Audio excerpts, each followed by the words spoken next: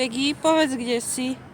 Sme v centre Varšavy a keďže už za chvíľu budú Vianoce, tak ideme pozrieť nejakú výzdobu, už čo je v centre. Už aj vianočné koleso vidím.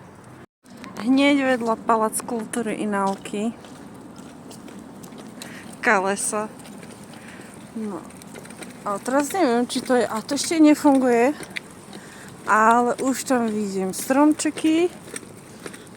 Rôzne stánky.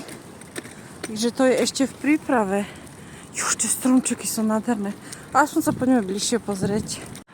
Ale vyzerá to úžasne. No je to ohradené, no. Tak si ešte musím počkať. No vidno, Varšava sa chystá na Vianoce.